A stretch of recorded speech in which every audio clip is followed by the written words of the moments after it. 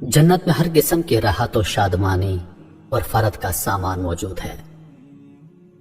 سونے، چاندی، موتی اور جواہرات کے لمبے چوڑے اور اونچے اونچے محل بنے ہوئے ہیں۔ جگہ جگہ ریشمی کپڑوں کے خوبصورت اور نفیس خیمے لگے ہوئے ہیں۔ ہر طرف طرح طرح کے لذیذ اور دل پسند میووں کے گھنے شاداب اور سایہ دار درختوں کے باغات ہیں۔ ان باغوں میں شیریں پانی، نفیس دودھ، عمدہ شہد اور شراب کی نہریں جاری ہیں۔ قسم قسم کے بہترین کھانے اور طرح طرح کے پھل صاف ستھرے اور چمکدار برتنوں میں تیار کر رکھے ہیں۔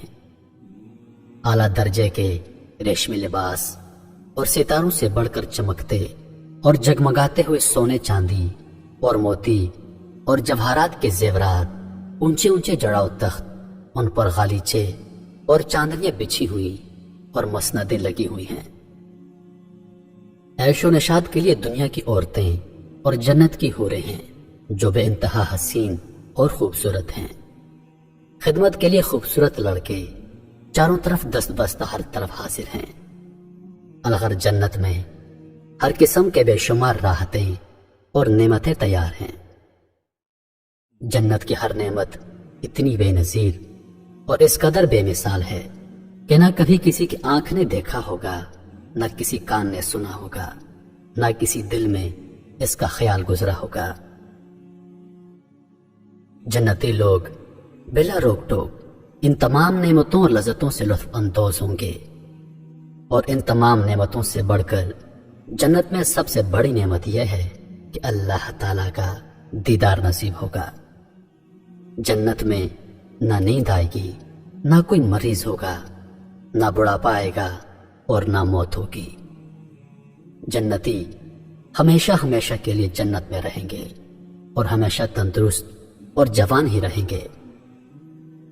اہل جنت خوب کھائیں گے مگر نہ ان کو پیشاب آئے گا اور نہ ہی پخانہ کی حاجت ہوگی، نہ وہ تھوکیں گے اور نہ ان کی ناک بہے گی، بس ایک ڈکار آئے گی اور مشک سے زیادہ خوشبودار پسینہ بہے گا اور کھانا پینا ہضم ہو جائے گا۔ جنتی ہر قسم کی فکر سے آزاد اور رنج و غم کی زحمتوں سے محفوظ رہیں گے، ہمیشہ ہر دم اور ہر قدم پر شادمانی اور مسرت کی فضاؤں میں شاد و آباد رہیں گے، قسم قسم کی نعمتوں اور طرح طرح کی لذتوں سے لطف اندوز ہوں گے۔ میرے محترم عزیز دوستو، اب سوال یہ پیدا ہوتا ہے کہ جنت ہے کہاں پر؟ زیادہ صحیح قول یہ ہے کہ جنت 7ویں آسمان کے اوپر ہے، کیونکہ قرآن مجید میں ارشاد ہے، یعنی سدرۃ المنتہا کے پاس یہ جنت الماوی ہے۔ ایک اور حدیث میں آیا ہے کہ جنت کی چھت عرش پر ہے۔ جنت کی کتنی قسمیں ہیں؟ جنتوں کی تعداد 8 ہے، جن کے نام یہ ہیں: دار الجلال، دار القرار، دار السلام، جنت العدن، جنت الماوی، جنت الخلد، جنت الفردوس، جنت النعیم۔ جنت کی منزلیں حدیث شریف میں آیا ہے کہ جنت کے 100 درجے ہیں اور ہر 2 درجوں کے درمیان 100 برس کی راہ کی مسافت ہے۔ ایک اور حدیث میں آیا ہے کہ جنتی لوگ جنت کے بالا خانوں کو اس طرح دیکھیں گے جس طرح تم لوگ زمین سے مشرق یا مغرب میں چمکنے والے تاروں کو دیکھا کرتے ہو۔ جنت کے پھاٹک، حدیث شریف میں آیا ہے کہ جنت کے پھاٹک اتنے بڑے بڑے ہیں کہ اس کے دونوں بازوؤں کے درمیان 40 برس کا راستہ ہے، مگر جب جنتی لوگ داخل ہونے لگیں گے تو ان پھاٹکوں پر ہجوم کی کثرت سے تنگی محسوس ہونے لگے گی۔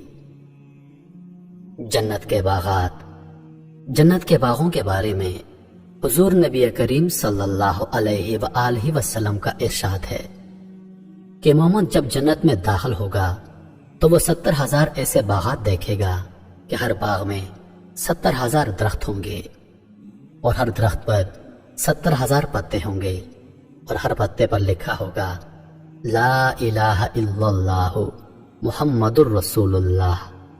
ہر پتے کی چوڑائی مشرق سے مغرب تک کے برابر ہوگی۔ ایک روایت میں ہے کہ جنت کے تمام درختوں کے تنے سونے کے ہیں۔ جنت کی عمارتیں۔ جنت کی عمارتوں میں ایک اینٹ سونے کی اور ایک اینٹ چاندی کی ہے۔ اس کا گارا نہایت ہی خوشبودار مشک ہے اور اس کی کنکریاں موتی اور یاقوت ہیں اور اس کی دھول زعفران ہے۔ یہ بھی مروی ہے کہ بعض عمارتیں نور کی اور بعض یاقوت سرخ کی اور بعض زمرد کی ہیں۔ جنت کی نہریں اور حوض کوثر۔ جنت میں شیریں پانی، شہد، دودھ اور شراب کی نہریں بہتی ہیں۔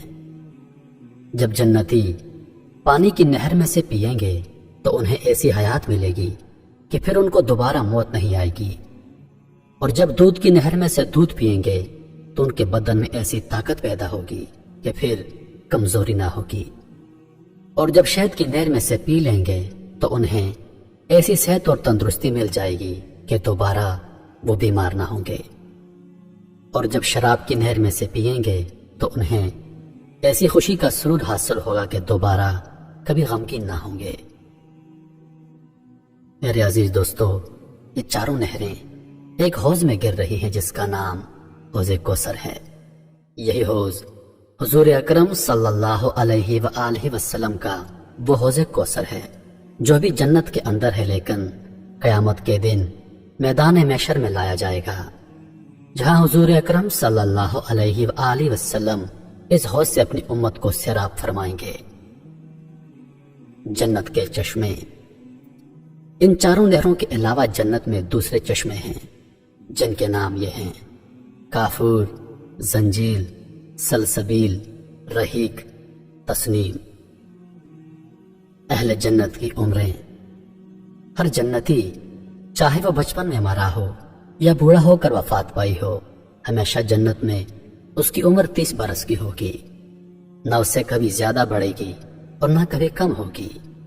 وہ ہمیشہ ہمیشہ اسی طرح جوان ہوتے ہوئے آرام اور راحت کی زندگی بسر کرتا رہے گا۔ جنتیوں کی بیویاں اور خدام۔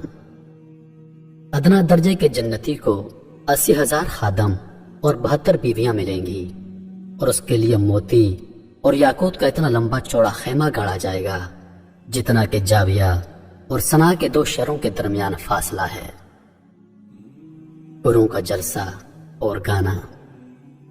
جنت میں حوروں کا جلسہ ہوگا جس میں حوریں اس مضمون کا گانا سنائیں گی کہ ہم ہمیشہ رہنے والیاں ہیں تو ہم کبھی فنا نہ ہوں گے، ہم چین میں رہنے والیاں ہیں، ہم کبھی غمگین نہیں ہوں گے، ہم خوش رہنے والیاں ہیں تو ہم کبھی ناراض نہ ہوا کریں گی۔ مبارکباد ہے ان کے لیے جو ہمارے لیے ہوں اور ہم ان کے لیے ہوں۔ جنت کے بازار۔ ہر جمعہ کے دن جنت میں ایک بازار لگا کرے گا، اس میں شمالی ہوا ہوگی جو جنتیوں کے چہروں اور کپڑوں پر لگے گی تو ان کے حسن و جمال میں نکھار پیدا ہوگا، وہ بہت زیادہ خوبصورت ہو جائیں گے، اور جب وہ بازار سے پلٹ کر اپنے گھر جائیں گے تو ان کے گھر والے کہیں گے کہ تم تو خدا کی قسم حسن و جمال میں بہت بڑھ گئے ہو۔ تو یہ لوگ کہیں گے ہمارے پیچھے تم لوگوں کا حسن و جمال بھی بہت بڑھ گیا ہے۔ جنت میں اللہ تعالیٰ کا دیدار۔ حضور اکرم صلی اللہ علیہ وآلہ وسلم کا ارشاد پاک ہے، جب جنتی جنت میں داخل ہو جائیں گے تو اللہ عز و جل کا ایک منادی اعلان کرے گا، اے اہل جنت، ابھی تمہارے لیے اللہ تعالیٰ کا ایک اور وعدہ باقی ہے۔ پھر ایک دم اللہ تبارک و تعالیٰ اپنے حجاب اقدس کو دور فرما دے گا اور جنتی لوگ اللہ عز و جل کا دیدار کر لیں گے۔ جنتیوں کو اس سے زیادہ جنت کی کوئی نعمت پیاری نہ ہوگی۔ اللہ تعالیٰ کا دیدار جنت کے تمام نعمتوں سے بڑھ کر اور ایک خوبصورت نعمت ہے۔